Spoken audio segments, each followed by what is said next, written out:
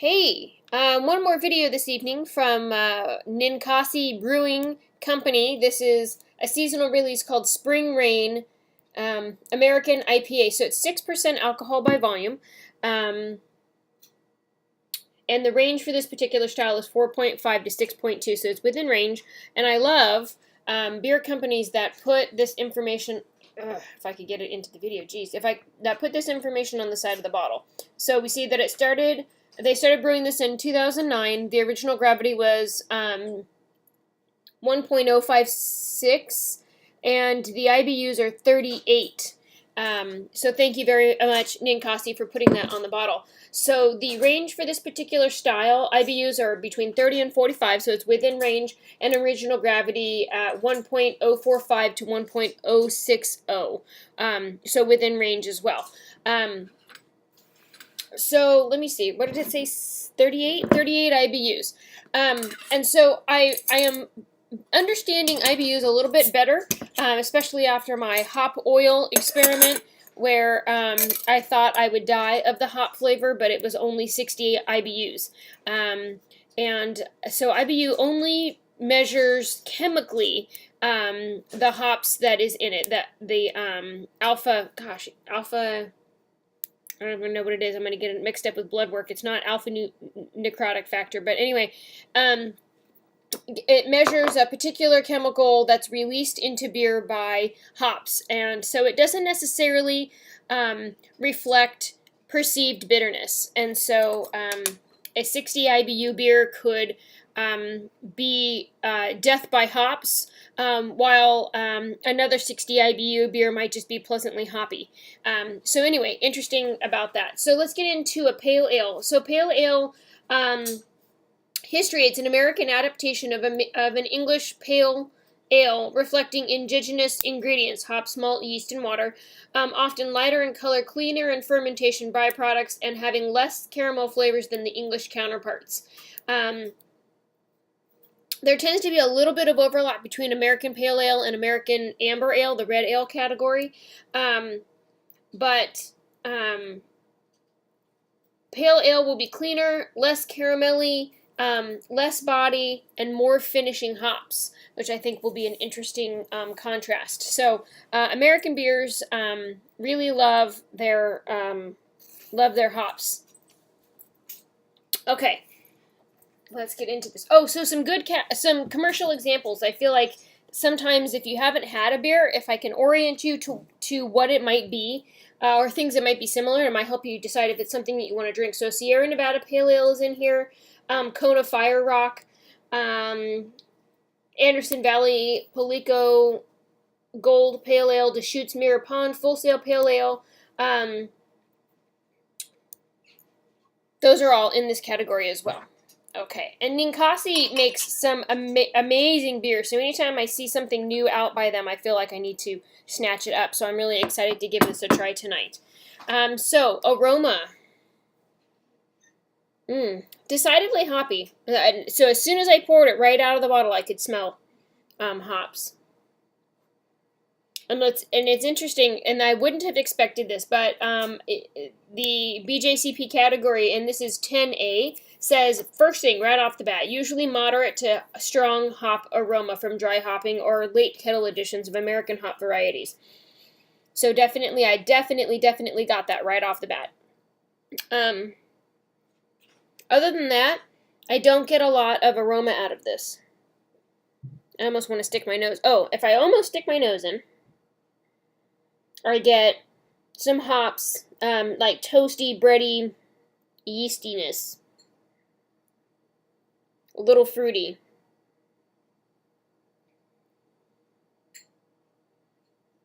Okay.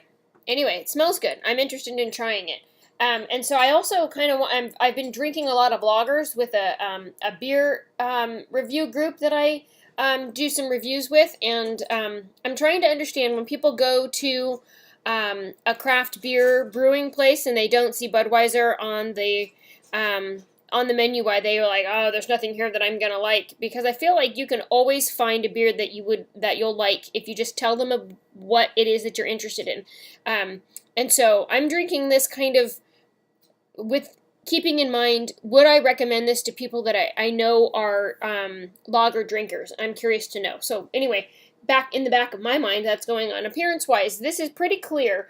It's a little hazy, but only slightly. It's got some nice carbonation going on. It poured with a decent head. It retained okay.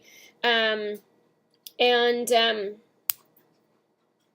it says, usually it's a very clear beer, but dry hop versions may be slightly hazy, so that might be what we're seeing here, because it's not crystal clear. It's got a little haze to it. Let's get into flavor.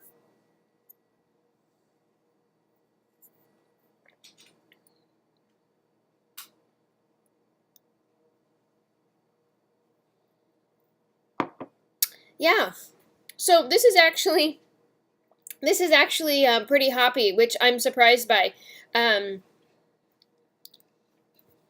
I feel like it's like a lager, but with hops in it. And so I guess what my thought when I was thinking about hi Landon.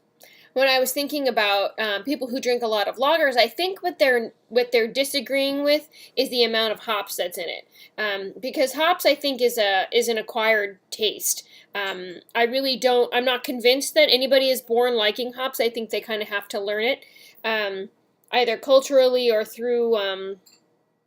You know, when people are afraid of things and they face their fears. I can't remember what that's called. Anyway. That tactic. I'll think of it in a minute and I'll come back to it. But nonetheless, this is actually pretty hoppy, but in a good way.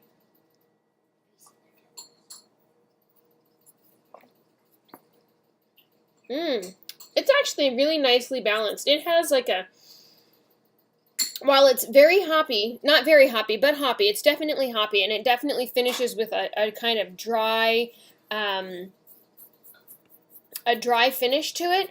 It has, like a bready, biscuity kind of malt profile to it. That's actually really quite enjoyable. So it's very crisp and clean.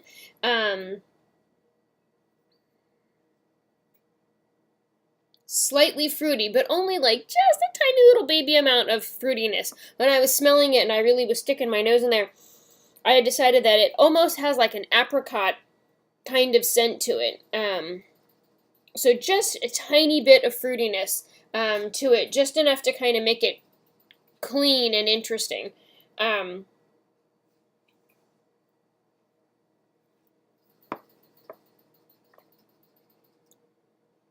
Good beer. I think body-wise, it's on the lighter side. It's, I want to say, like a medium light body. It definitely has some body and some nice crisp carbonation to it. But it's a very light, crisp, clean beer. And then it has a pretty nice hop finish to it. That's, hoppier than I think a lot of people who aren't into hops aren't gonna, I don't think that they're gonna appreciate the hoppiness that we're getting out of this particular beer. And so it was a very interesting experiment thinking about lagers while tasting pale ales. I've always been disinclined to drink pale ales, and I couldn't remember why specifically. I had always attributed the word pale ale, the name pale ale, oh hi Dalek, the word pale ale with less flavor, I suppose, but it's really not less flavor. It's just a lighter, crisper beer that's delivering, for the American counterpart, that's delivering some hop bitterness to it. So if you're not a big hops fan, then the American pale ale category is not going to be for you. I've got a lot of visitors in my video.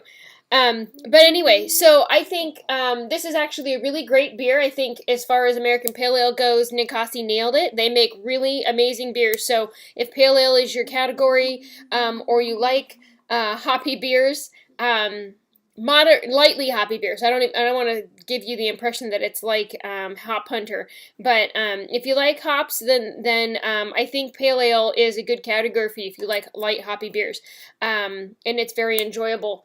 I think that covers the basics. Anyway, great beer. If you have a shot at it, give it a try. I would love to hear what you think about it. Thank you so much for watching, and have a good night.